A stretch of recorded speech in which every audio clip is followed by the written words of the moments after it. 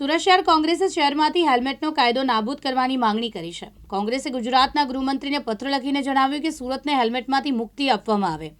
કોંગ્રેસે આક્ષેપ કર્યો છે કે સરકારી અધિકારીઓ માટે સુરત શહેર લૂંટની દુકાન બની ગયું છે અને ટ્રાફિક પોલીસ દ્વારા મોટા પાયે લૂંટ ચલાવવામાં આવી રહી છે। રાજ્ય એક અને કાયદા બે જેવા આક્ષેપ સાથે કોંગ્રેસ દ્વારા સુરતના ભાગડ ખાતે હેલ્મેટ બાબતે વિરોધ કરાયો હતો।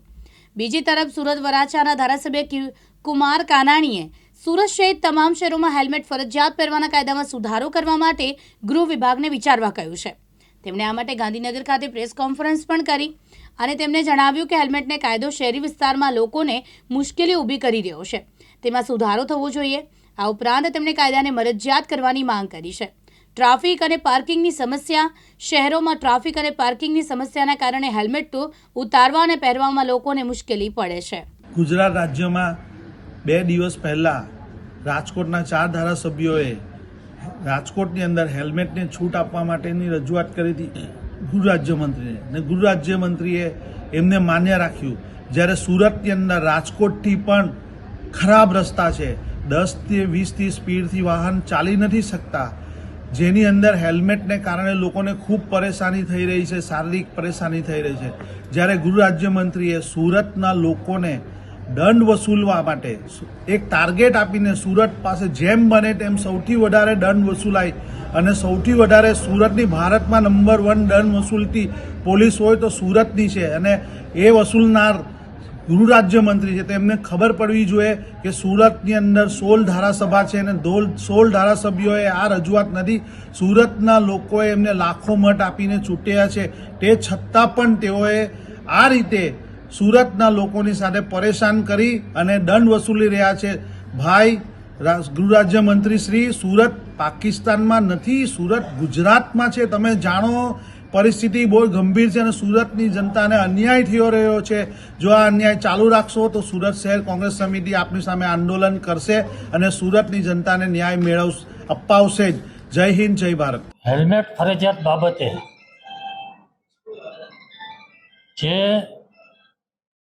ગૃહ વિભાગે નિર્ણય કર્યો છે, ઘણા સમય પહેલાં સુરતમાં પણ આ નિર્ણય લેવાયો છે। હમણાં 2 દિવસ પૂર્વ રાજકોટની અંદર પણ આ નિર્ણય લેવાયો। રાજકોટમાં લોકોના વિરોધનો સૂર ઉઠ્યો છે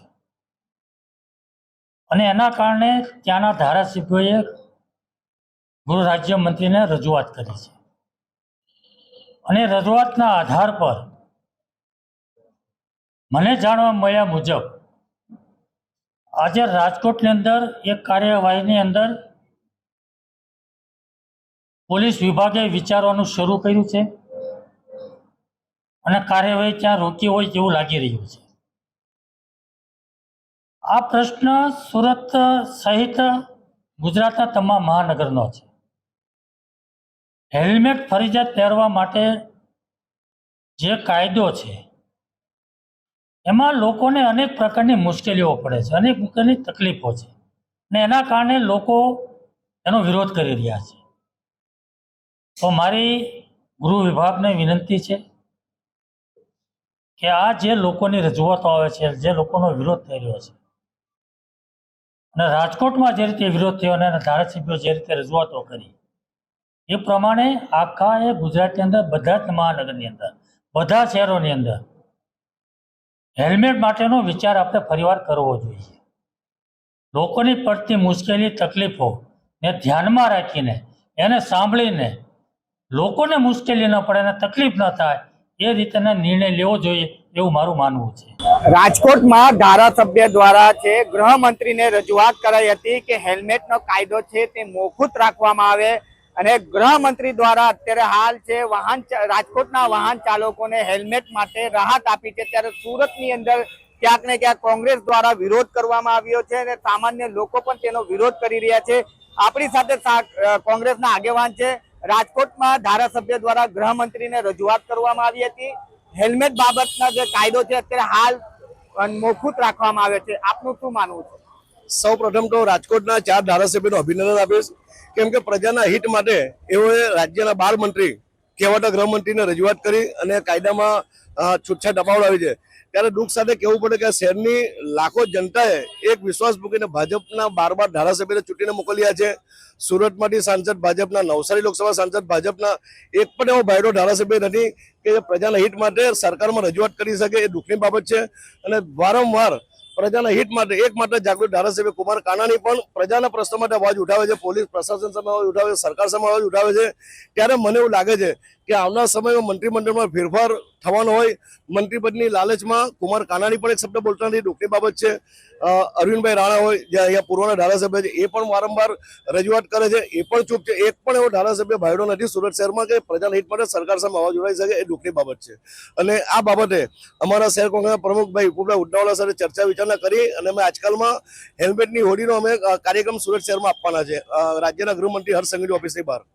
હજી વાત કરવામાં આવે તો પોલીસ એમ કહી રહી છે કે હેલ્મેટ પહેરવાથી અકસ્માતોની સંખ્યા છે તે ઘટી છે અને હેલ્મેટ પહેરવું તે ખૂબ જ લાભદાયક નીવડી રહ્યું છે સુરતમાં.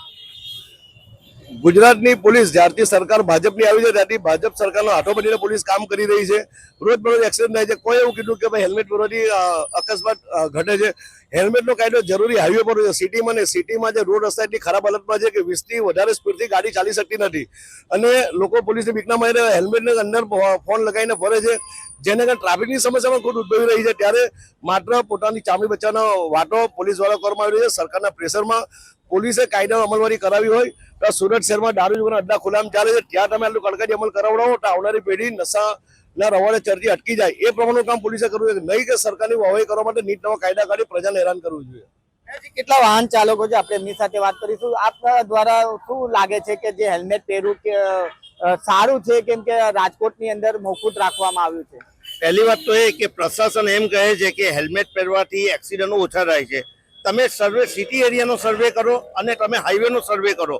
તમે હાઈવે પર તમે આ નિયમ લાગો તો બરાબર છે. સિટીમાં આમ પણ તમારી ગાડી 15, 20, 25 પર ચાલતી હોય, એક્સિડન્ટનો તો કોઈ ભય નહીં. જો એક્સિડન્ટ થતા હશે તો તમારા રોડના લીધે થતા હશે, બાકી હેલ્મેટના લીધે એક્સિડન્ટ થાય અને એનું પ્રોબ્લેમ થાય એવું હું નથી માનતો. એના કરતાં આ નિયમ મહેરબાની કરી આ નિયમ તમે હાઈવે પર લાગુ પાડો અને સિટીમાંથી મુક્તિ આપો, એ જ અમારી વિચારધારા છે. હજી આપ જણાવો, હેલ્મેટ પહેરવું જે ફરજિયાત છે સુરતની અંદર, રાજકોટમાં હેલ્મેટ ના કાયદા માટે વાહન ચાલકોને રાહત મળી છે, શું કહેશો આપ? હેલ્મેટનો કાયદો સુરતમાં પણ રદ થવો જોઈએ ને હેલ્મેટ પહેરવાથી સુરક્ષા મળે છે એ વાત તદ્દન ખોટી છે.